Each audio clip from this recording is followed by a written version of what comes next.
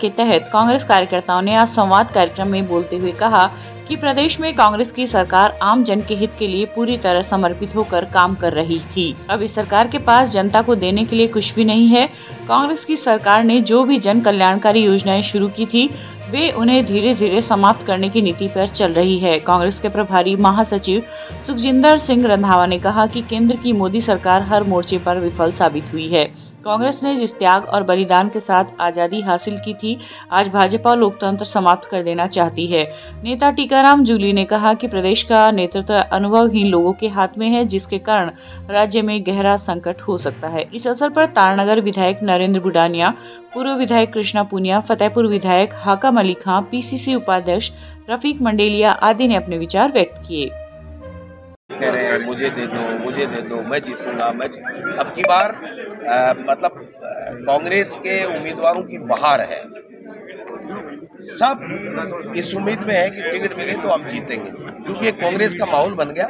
लोगों में ये हो गया कि ठगे गए हमने भजन लाल शर्मा जी को मुख्यमंत्री बनाने के लिए वोट नहीं दी। ये लोगों में है। मैं नहीं कहता जो मुख्यमंत्री बना भारतीय जनता पार्टी ने बनाया वो हम सबका मुख्यमंत्री है। 5 साल हम तो चाहते हैं भगवान उन्हीं को रखे, अच्छा है। लेकिन सवाल ये है कि ये तो उनको देखना है कि वो काम करेंगे। सर जो रिपीट होने भाई देखो, एक कहावत है, कुछ लो खोटा कुछ लोहार की चोट खोटी और बर्तन बिगड़ गए। अब मैं क्या कहूँ बताऊँ, कहीं न कहीं हम में ही कमी रह गई। मैं प्रदेश अध्यक्ष था, मेरे में ही कमी रह गई होगी कि हम 10, 5, 15 सीटें और जो बदलने की जनता की जो डिमांड थी उसको हम पूरा नहीं कर पाए, और उसकी वजह से वरना 39% वोट। भाई साहब, इतना हल्ला करने के बाद में देश का प्रधानमंत्री होने के बावजूद भी हम लोग 39% वोटों के साथ में आए हैं।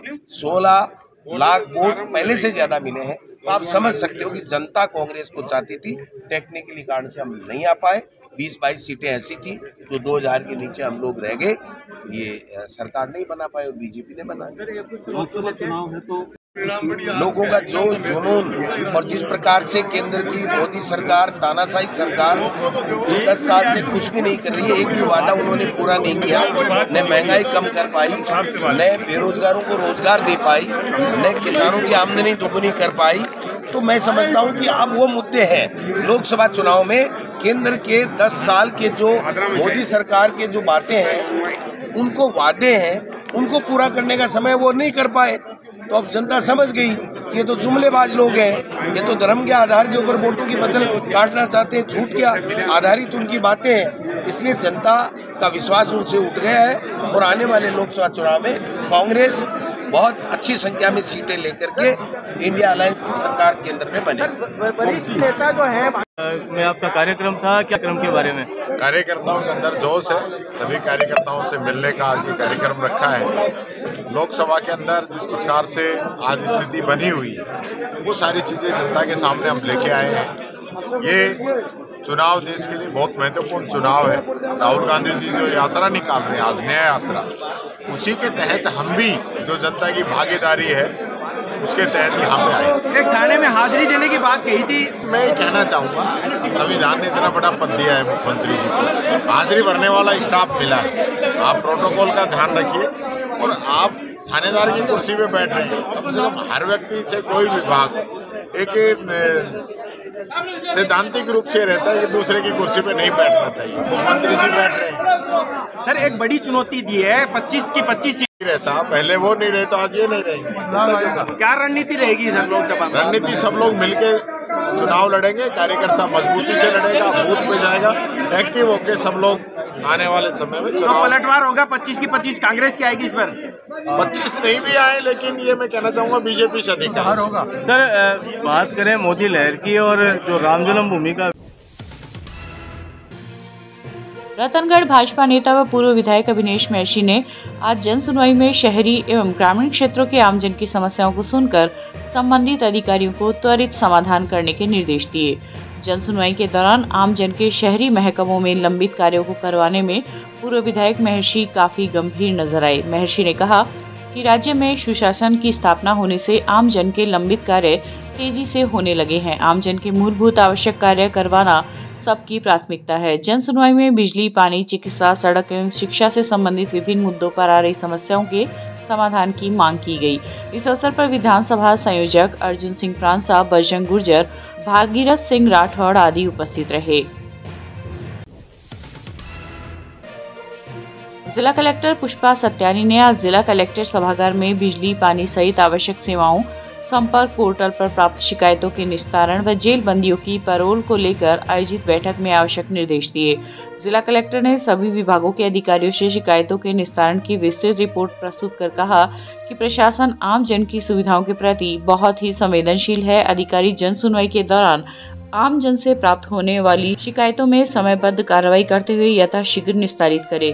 सत्यानी ने कहा कि अधिकारी कार्यालय समय में कार्यालय नहीं छोड़े, सभी कार्मिकों की बायोमेट्रिक उपस्थिति सुनिश्चित हो तथा कार्यालय का उचित रखरखाव किया जाए।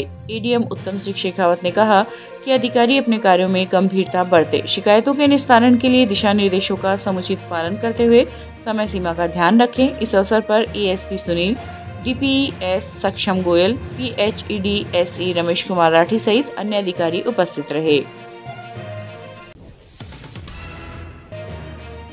राजेल देसर की श्री राजेल देसर गौशाला स्थित बाजोरिया सत्संग भवन में आज कस्बे के प्रतिष्ठित व्यवसायी, गौ सेवक एवं समाज सेवी रहे कैलाश डीडवानिया के आकस्मिक निधन पर शोक सभा का आयोजन किया गया। सभा में कस्बे एवं बाहर से पधारे हुए समस्त आगंतुकों ने स्वर्गीय डीडवानिया के कृतित्व जीवन पर प्रकाश डाला तथा उन्हें भावभीनी श्रद्धांजलि व्यक्त की। गौ ग्राम सेवा के प्रदेश अध्यक्ष व श्री राजेल देसर गौशाला के कोऑर्डिनेटर ललित दाधीश ने उन्हें एक महान गौ सेवक, महान समाज सेवी तथा एक पर्यावरण प्रेमी बताया। उनके सहपाठी रहे सेवानिवृत्ति प्रधानाचार्य बाबूलाल पांडे व विमल कुंडलिया भी बाल्यकाल अध्ययन काल के संस्मरण सुनाते हुए रो पड़े। सभी संस्थाओं तथा सर्व समाज की ओर से लिखे गए शोक संदेश का वाचन गौशाला के वरिष्ठ उपाध्यक्ष वीरेंद्र लाटा ने किया। इस दौरान युवा विकास समिति के महासचिव एवं नेहरू युवा केंद्र जिला सलाहकार समिति के सदस्य मदन दाधीश ने स्वर्गीय डीडवानिया की स्मृति में श्री नामदेव समाज, राजेल देसर एवं युवा विकास समिति के संयुक्त तत्वाधान में एक विशाल रक्तदान शिविर अप्रैल माह में लगाने की बात कही। श्री राजेल देसर गौशाला स्थित बाजोरिया सत्संग भवन में आज परम गौ भक्त, समाज सेवी, समाज रत्न हमारे कैलाश डीडवानिया के निधन पर शोक सभा का आयोजन किया गया। शोक सभा में कस्बे की विभिन्न सामाजिक संस्थाओं के पदाधिकारी, विभिन्न गौशालाओं के पदाधिकारी पहुंचकर अपनी श्रद्धा सुमन व्यक्त किए। इस अवसर पर श्री राजेल देसर युवा विकास समिति के मदन दाधीश ने उनकी विशाल रक्तदान शिविर लगाने की घोषणा की, जो कि नामदेव संस्थान व श्री राजेल देसर युवा विकास समिति के संयुक्त तत्वाधान में आयोजित किया जाएगा। सभी वक्ताओं ने विशेषकर उनकी गौ भक्ति, उनकी पर्यावरण के प्रति लगन, उनकी शिक्षा, खेल व क्रीड़ा जगत के लिए अनमोल धरोहर के रूप में जिन्होंने थाती छोड़ के गए, उसकी बुरी प्रशंसा की। अंत में सभी पदाधिकारीगण, सामाजिक संस्थाओं के समस्त कार्यकर्तागण ने पुष्पांजलि अर्पित करके अपनी श्रद्धांजलि व्यक्त की। चूरू के पुरानी सड़क स्थित श्री राम मंदिर के 40वें वार्षिकोत्सव पर आयोजित कीर्तन में हरे राम हरे कृष्ण के भजनों पर श्रद्धालु झूम पड़े। इस दौरान अखंड हरि कीर्तन से श्रद्धालुओं ने वातावरण को आध्यात्मिक बना दिया तथा भजन संध्या में भजन गायकों की एक से बढ़कर एक भजनों की प्रस्तुतियों पर श्रद्धालुओं ने भगवान श्री राम का संस्मरण किया। ट्रस्टी जगदीश प्रसाद मंडावेवाला ने, पुजारी पूसाराम ने पूजन हवन करवाया और मंगल आरती की। मंगल आरती में विधायक हरलाल सहारण सहित बड़ी संख्या में भाग ले रहे श्रद्धालु नर नारियों ने भगवान राम की आरती की और देश प्रदेश की समृद्धि के लिए मंगल कामनाएं की। रतनगढ़ में मौसम के बदले मिजाज के कारण आज घना कोहरा छाया रहा। क्षेत्र में 4 mm बारिश भी दर्ज की गई। बारिश को फसलों के लिए लाभदायक बताया जा रहा है। वहीं सर्दी का असर रविवार को तेज रहा। दोपहर में ठंडी हवाएं चलने से लोगों को गर्म कपड़ों का सहारा लेना पड़ा। वहीं आज छाए कोहरे ने लोगों की दैनिक दिनचर्या प्रभावित कर दी। हाईवे पर वाहन हेडलाइट के सहारे चले तथा सर्दी से बचाव के लिए लोगों ने अलाव का सहारा लिया। युक्ति सामाजिक शोध संस्थान चूरू द्वारा संचालित निःशुल्क सिलाई प्रशिक्षण कार्यक्रम पूर्ण होने पर प्रशिक्षण प्राप्त करने वाली महिलाओं को आज प्रमाण पत्र वितरित किए गए। कार्यक्रम की शुरुआत दीपिका शर्मा ने सरस्वती वंदना से की। प्रोफेसर मधु चौधरी की अध्यक्षता में आयोजित कार्यक्रम में आनंद बाला, नितिन बजाज, अनीता शर्मा आदि उपस्थित रहीं। समारोह में प्रशिक्षण प्राप्त करने वाली 70 महिलाओं को प्रमाण पत्र वितरित किए गए। चौधरी ने कहा कि ऐसे प्रशिक्षण कार्यक्रम में भाग लेने से महिलाओं की सोच में परिवर्तन होता है और भविष्य निर्माण की तस्वीर स्पष्ट होती है। बजाज ने कहा कि जिस राष्ट्र में महिलाओं को उचित अवसर नहीं मिलते, उससे राष्ट्र की उन्नति नहीं हो सकती। इस दौरान सिलाई केंद्र प्रभारी राजकौर राहड़ ने प्रशिक्षण कार्यक्रम की जानकारी प्रदान की। सूचना एवं जनसंपर्क विभाग चूरू की ओर से जारी सूची के अनुसार हाल ही में पदोन्नत हुए चूरू कार्यालय के सहायक प्रशासनिक अधिकारी रामचंद्र मेघवाल एवं वरिष्ठ सहायक मंगेश सिंह का आज सम्मान किया गया। इस दौरान सूचना एवं जनसंपर्क विभाग के अधिकारियों, कर्मचारियों, पत्रकारों ने उनका सम्मान किया। सहायक निदेशक कुमार अजय ने दोनों कार्मिकों को बधाई देते हुए कहा कि राजकीय सेवा में जनहित के भाव से सेवा करने वाले व्यक्ति हमेशा याद किए जाते हैं। उन्होंने कहा कि संवेदनशीलता और अनुशासन के साथ काम करने वाले कार्मिकों का सम्मान करके सदैव खुशी महसूस होती है।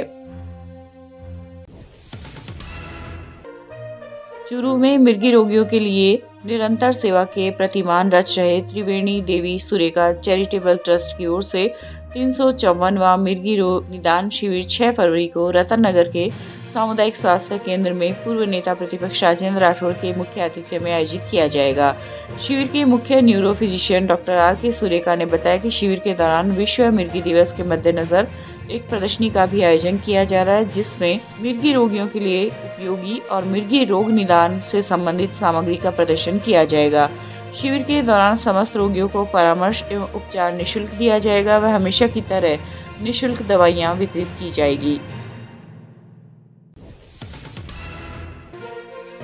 चूरू के पंखा सर्किल रोड स्थित टाइल व सैनिटरी शोरूम में पिस्तौल की नोक पर लूट व रंगदारी के मामले कोतवाली पुलिस ने नामचीन गैंगस्टर को प्रोडक्शन वारंट पर गिरफ्तार किया है। कोतवाली पुलिस आरोपी को भटिंडा की हाई सिक्योरिटी जेल से कड़ी सुरक्षा के बीच चूरू लेकर पहुंची। राजकीय भर्ती अस्पताल के आपातकालीन वार्ड में हथियारबंद जवानों के बीच आरोपी का स्वास्थ्य परीक्षण करवाया गया। इस दौरान आपातकालीन वार्ड के बाहरी परिसर को पुलिस ने खाली करवा दिया और चप्पे चप्पे पर पुलिस और कमांडो तैनात किए गए। चिकित्सकों के मुताबिक आरोपी का वाइटल नॉर्मल आया है। पुलिस की हाई सिक्योरिटी में आज आरोपी को कोर्ट में पेश किया गया। अब गिरफ्तार आरोपी को पूछताछ के लिए चूरू के अस्थायी जेल में रखा जाएगा। ये जो संपत नेहरा को अभी हम भटिंडा जेल से प्रोडक्शन वारंट पे लेके आए। एक हमारा कोतवाली थाने में एक पुराना मुकदमा दर्ज है जो उसमें वांटेड था, उसको अभी कोर्ट में लेके आए और कोर्ट में पेश करके उसकी इन्वेस्टिगेशन करेंगे।